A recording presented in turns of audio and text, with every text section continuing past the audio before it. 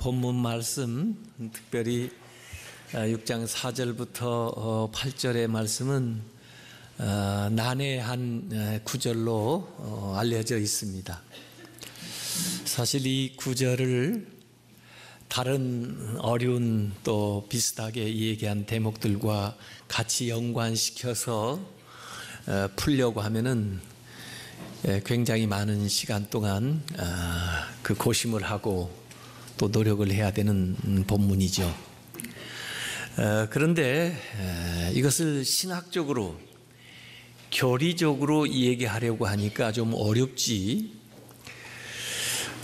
이것을 현실적으로 목회적인 상황에서 들여다보면은 이해하기가 그렇게 어려운 말씀이 아닙니다.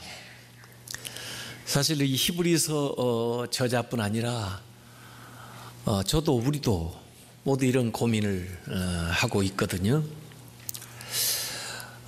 신학적으로 보면은 우선 크게 칼빈주의하고 알미니안주의가 있는데, 이 칼빈주의는 한 번 구원은 영원한 구원이다.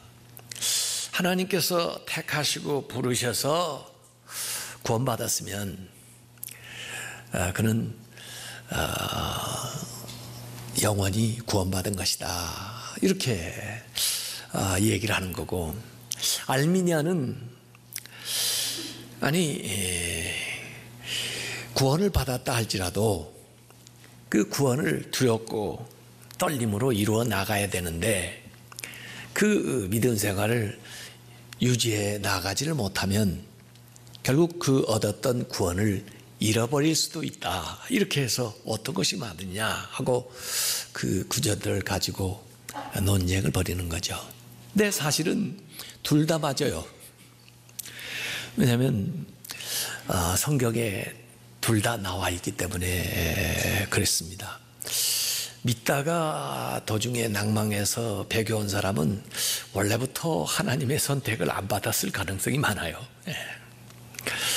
또 우리의 신앙생활이라는 것이 정말 마지막까지 잘 긴장하면서 신앙생활을 의지적으로 결단하면서 해야 된다는 그런 측면도 맞기 때문에 이걸 교리적으로 서로 다툴 필요는 없고, 다만 이 두 가지가 구원의 확신과 또 구원에 대한 경각심, 이것이 균형을 이루면서 우리의 신앙생활에 성장이 되고 도움이 된다면 현실적으로 그것도 히브리서 기자가 우리에게 말하려고 하는 그런 목적에 가깝다, 이런 생각을 합니다. 특별히 왜 오늘 이 본문이 나오느냐, 지난주에 말씀을 드린 것처럼 그리스도의 완전함에 우리가 이르도록, 완전한 데에 나아가도록 우리의 믿음이 성장하고 외적으로, 내적으로는 성숙하고 이렇게 돼야 되는데, 그러지 못할 경우에 이러한 위험성에 노출될 수밖에 없다는 거예요. 더구나 현실적으로 우리 가운데 있지 않은 저들 이미 그러한 현상을 보고 있지 않느냐, 그거죠. 그러니까 저들처럼 되지 않으려면 우리는 이러한 위험성을 알고 신앙생활을 더 잘해야 된다 하는 그런 목회적인 필요에서 오늘 이 말씀을 전개하고 있는 겁니다. 그러니까 신앙생활이 성장하지 않으면 퇴보한다는 거예요. 운동 경기에 있어도 최선의 방어는 공격이다, 그러는 것처럼 우리의 신앙생활이 성장하지가 않으면 그대로 유지하기도 힘들다 하는 이야기가 되는 거죠. 왜냐하면요, 세상이 우리를 끌어가려고 하는 그 힘은 너무나 강해요. 그리고 우리의 육신도 죄성을 입고 있기 때문에 그냥 놔두면 죄를 향하고 말아요. 그렇기 때문에 우리가 열심을 내면서 우리의 신앙이 날마다 새롭고 또 힘차게 나아가지 않으면은 위험에 봉착할 수가 있는 거죠. 그래서 오늘 4절부터 8절까지의 그 말씀을 주는 대상을요, 1절에서 3절까지 하고 그 다음에 9절부터 나머지 12절까지 하고 대명사가 좀 다른데, 저들은 그렇게, 그들은 그렇게 얘기하고 있어요. 3인칭 복수로 쓰고 있어요. 여기 있는 히브리서 수신자들에게 저들은, 그들은 하고 얘기하는 거예요. 왜 그들 얘기를 우리한테 해요? 우리도 잘못하면 그들이 될 수 있으니까, 여기 없으면 저들이 될 수가 있으니까. 그래서 경고하는 겁니다. 그래서 이 4절부터 8절까지는 경고의 말씀이 나와요. 무슨 말씀이 나오나? 4절 5절에 한번 빛을 받고 하늘의 은사를 맛보고 성령에 참여한 바가 되고 하나님의 선한 말씀과 내세의 능력을 맛보고도,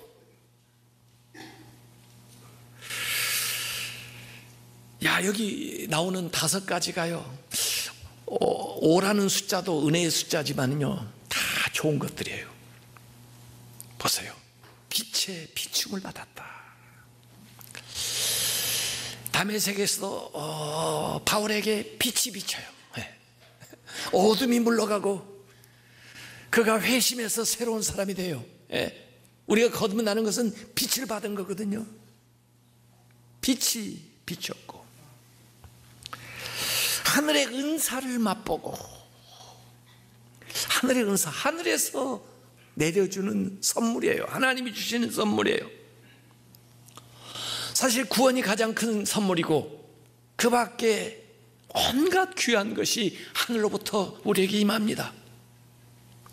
그 하늘의 은사를 맛보고 성령의 참여한 자가 되고, 성령의 역사에 참여해요. 성령이 내 안에서 역사하시고 또 성령이 하시는 일에 참여해요. 또 선한, 하나님의 선한 말씀, 여기 말씀에는 레마라고 되어 있어요. 레마. 이 레마는 보통 이 글 말이 아니고 역사를 일으키는 거예요. 나에게 주시는 체험적인 말씀으로 다가오는 거예요. 하나님의 선한 말씀이 내 삶에 떡 부딪히면서 나에게 주시는 하나님의 음성으로 들리는 거예요. 하나님의 선한 말씀을 맛보는 거예요. 또 내세의 능력을 맛본다. 내세, 하나님 나라에 속한 능력, 그것을 앞당겨 가지고 이 세상에서 경험을 하게 되면요, 우리의 모든 불완전한 것이 온전해집니다. 왜 우리 몸이 치유가 되는지 아세요? 내세의 능력, 하나님의 능력이 나에게 임하니까 불완전한 내 육신이 치유가 되는 거예요. 이런 일들을, 말씀에 수반된 기적들을, 믿음이 일으키는 귀한 일들을 경험을 했다는 거예요. 얼마나 기쁘고 얼마나 감사하고 얼마나 놀랐겠어요. 그런 경험 있으십니까? 있으셔야 되는데, 여러분, 우리가 예수 그리스도 믿어 구원받습니다마는 한 번에 천국의 티켓을 딱딱 나눠줘 가지고 이제 됐어, 그게 아니에요. 하늘나라 가는 구원의 과정이 계속되고 있습니다. 구원에 입문한 것이요. 교회에 오늘 등록하신 분들 계시지만 교회 이름자를 올렸다고 천국에 이름을 올리는 거 아닙니다. 오늘 이 본문을 가만히 살펴보면 비추임을 받는데, 한 번 비추임을 받고 맛을 본다. 맛을 본다는 게 3가지가 지금 맛을 보는 게 나왔어요. 은사를 맛보고 선한 말씀을 맛보고 내세의 능력을 맛보는 건데, 이 맛본다는 원어가 규사메누스인데, 테이스팅, 맛보는 거하고 먹는 거하고 같아요? 달라요? 달라요. eating, 먹는 거하고 tasting, 맛보는 거하고 달라요. 맛봤어요. 맛봤으면 맛이 괜찮으면 본격적으로 먹어야죠. 예수님이 요한복음 6장에서는 생명의 떡을 내려서 또 생명의 떡을 먹는다 이렇게 얘기했는데, 여기는 우선 맛본다래요. 이 마트에 가면 저도 마트를 잘 안 가서 잘 모르지만 뭐 이렇게 샘플 같은 거 뭐 새로운 거 나오면 이렇게 시식 테이스팅 한다면서요. 왜 테이스팅을 해요? 괜찮으면 사라고. 그래서 집에 가서 가족끼리 드시라고. 근데 맛보기만 하고 말면 그게 되겠어요? 이 성령에 참여한다는 건데, 물론 성령의 하시는 일에 또 성령의 역사에 참여한다는 거 다 좋아요. 그런데 이 말의 특징들을 가만히 보니까 일시적이에요. 일시적. 그리고 육신적이에요. 이게 어디로 나가야 되냐면 영적인 차원으로 가야 돼요. 영속적인 차원으로 가야 된다고요. 그럼 어떻게 해야 돼요? 빛침을 받는가, 한 번 받는 게 아니고 빛 가운데 살아야 되는 거예요. 빛 가운데. 신앙생활은 빛 가운데 사는 거예요. 맛을 보는 게 아니에요. 말씀의 맛을. 말씀이 나를 붙들고 말씀이 나의 양식이 되어서 말씀에서 힘을 얻어가지고 살아야 되는 거예요. 말씀의 맛을 보는 게 아니에요. 성령에 참여하는 정도가 아니에요. 성령이 나에게 충만해서, 성령 충만해서 성령이 나를 이끄는 삶을 살아야 되는 거예요. 그것이 영적인 것이고 그것이 영속적인 것이에요. 그래야 신앙의 성장이 오는 겁니다. 우리의 삶이 한 번 빛의 비춤을 받는 것이 아니고 어둠에서 빛으로 옮겨가야 되고, 한 번 말씀의 맛을 보는 게 아니라 말씀에 사로잡혀야 되고, 말씀이 나를 붙들고 데려가야 되고, 성령에 참여하는 것이 아니고 성령이 나에게 충분하게 충만하게 임해서 살아가야 되는 거예요. 그러지 않으면, 성장하지 않으면 위험에 처한다는 거예요. 왜? 마귀가 그냥 두지 않습니다. 세상이 우리를 그냥 두지 않습니다. 그래서 히브리서 6장 6절에 타락한 자들은, 배교한 자들은 그 뜻입니다. 파라페손타스, 배교한 자들은 다시 새롭게 하여 회개하게 할 수 없나니 이는 그들이 하나님의 아들을 다시 십자가에 못 박아 드러내놓고 욕되게 함이라. 아주 이 경고의 말씀, 배교자들에 대한 그 결과에 대한 위험에 대해 얼마나 심각한지 이 얘기를 하는 거예요. 저들 보세요. 실제로 우리 주변에 일어나는 걸 보시라고요.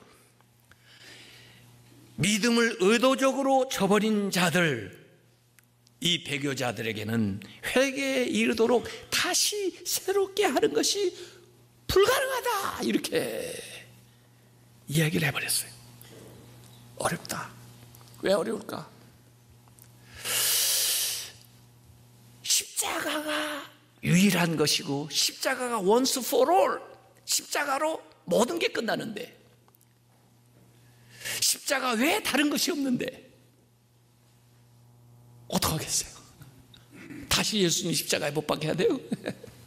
십자가 이상이 없는데 십자가의 은혜로, 십자가의 원수로 행하게 됐는데 어떻게 되겠어요? 이건 히브리서 기자만이 아닙니다. 예수님도 경고한 적이 있고 바울도 경고한 적이 있고 베드로도 경고한 적이 있습니다. 베드로후서 2장 20절에 보면 이렇게 얘기했습니다. 만일 그들이 우리 주 대신 구주 예수 그리스도를 알므로 세상의 더러움을 피한 후에, 그 다음에 신앙이 다시 자라야 되는데 그냥 다시 되돌아가가지고 그 중에 얽매이고 지면 그 나중 형편이 원래 안 믿었을 때보다 처음보다 더 심하리라, 더 나쁘다. 그러면서 이 베드로는 뭐에 비유해서 얘기하냐면, 개가 그 토하였던 것에 돌아가고 돼지가 씻었다가 더러운 구덩이에 도로 누웠다다.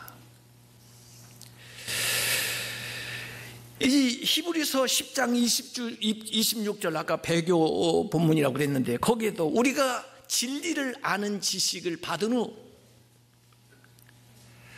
그 짐짓 죄를 범한 즉 다시 속지 않은 죄사가 없고, 굉장히 무서운 말이에요. 완약해졌기 때문에, 교만해졌기 때문에. 여러분 전도를 해보세요. 이전에 교회 다녔다는 사람 전도하기가 더 힘듭니다. 저도요 옛날에요 교회 다녔어요. 뭐 옛날에 찬양대 봉사도 했거든요. 그리고 옛날에 교사도 했고요. 우리 아버지가요 뭐 장로님이고요 목사님이고요. 그런 분들 안 만나봤어요. 그런데 왜 당신은 더 안 믿어요? 자기가 잘 안다고 생각하는 거예요.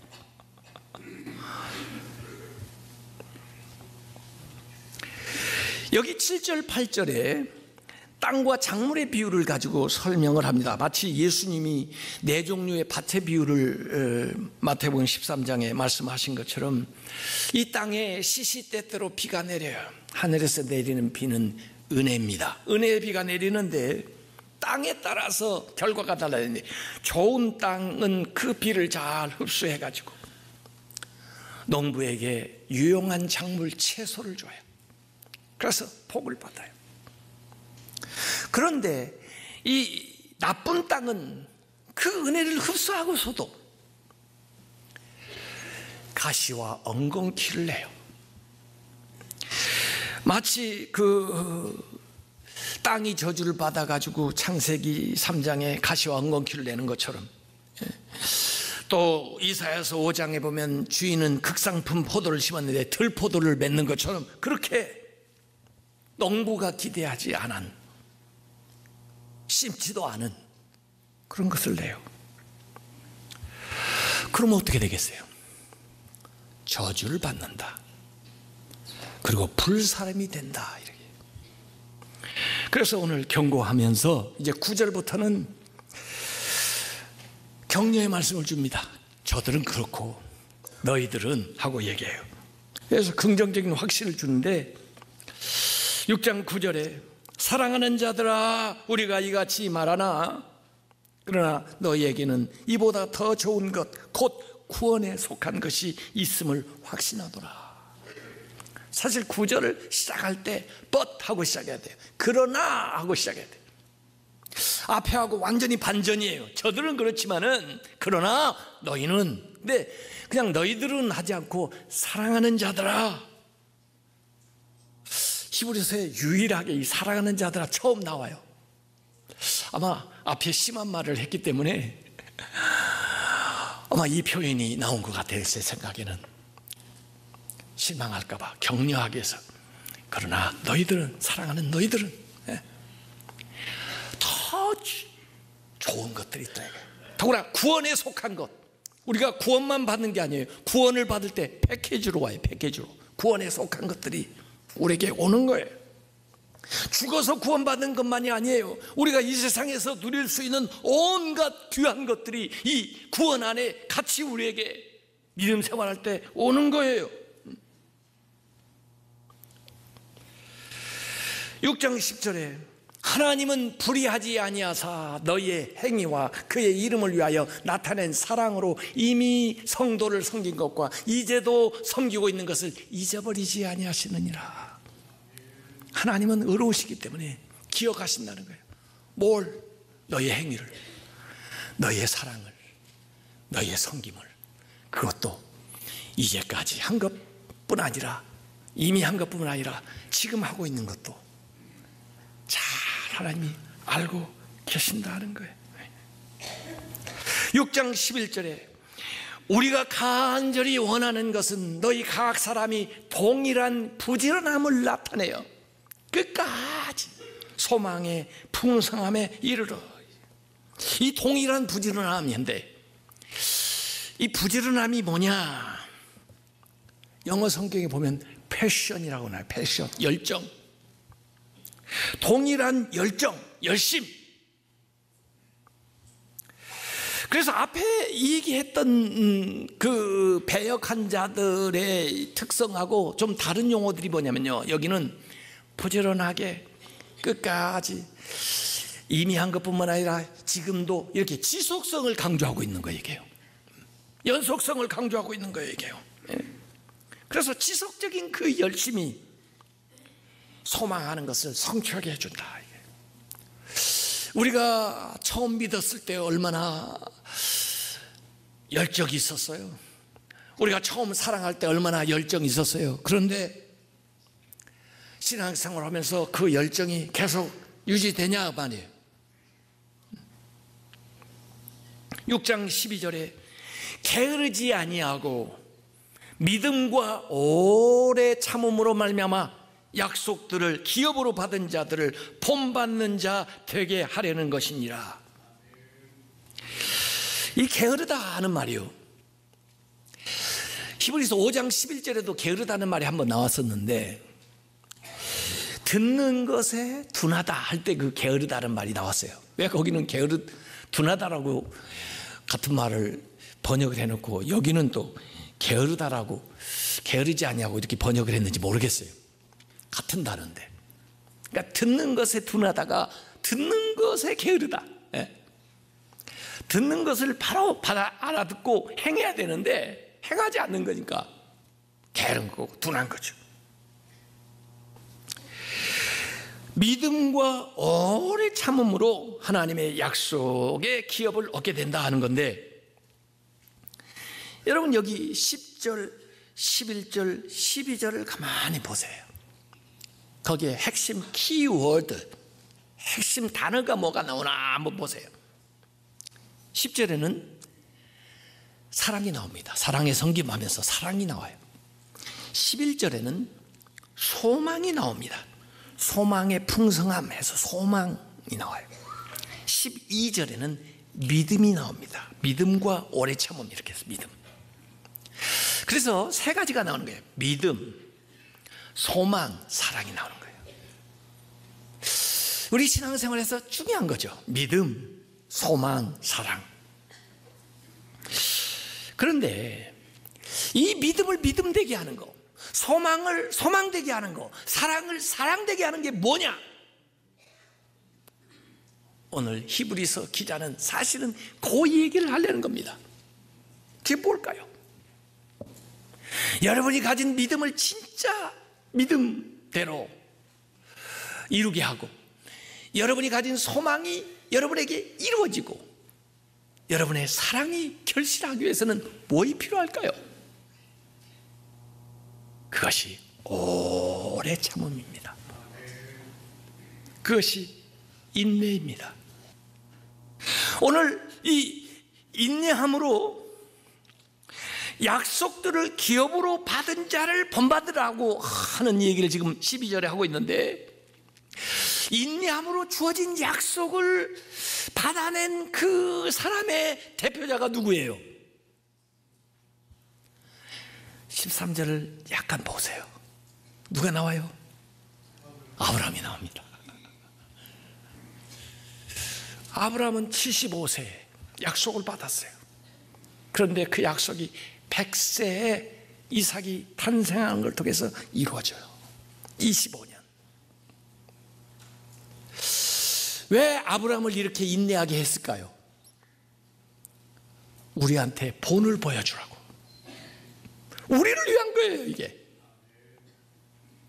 아브라함의 인내에서 배우라고 아브라함을 샘플로 세운 거예요. 히브리서 11장에 보면 믿음의 거장들의 이름이 쫙 나옵니다. 노아, 방주를 준비할 때 인내함으로 나옵니다. 아브라함, 사라, 이삭, 야곱, 요셉, 모세, 이 전부 이분들의 그 믿음의 핵심에는 뭐 있냐면 오래 참음이 있는 거예요. 인내하는 것이 있는 거예요. 그 인내함으로 약속을 이뤄나가는 거예요. 그 인내가 없으면 신앙이 성장할 수가 없다는 거예요. 그래서 결국 오늘 본문은요, 인내를 얘기하고 있어요. 신앙생활이 잘하려면 인내가 필요하다. 인내하지 못하면 이탈하게 된다. 저들 봐라. 그래서 좋은 게 뭐 있나? 우리 믿는 사람들은 인내함으로써 믿음과 소망과 사랑을 이루어 나가는 것이다. 그걸 오늘 히브리서 기자가 우리에게 가르쳐주고 있는 겁니다. 조금만 더 참으세요. 한 번만 더 참으세요. 그래서 주님이 약속하신 그 소망을 이루는 성도들이 다 되시길 주님의 이름으로 축원합니다.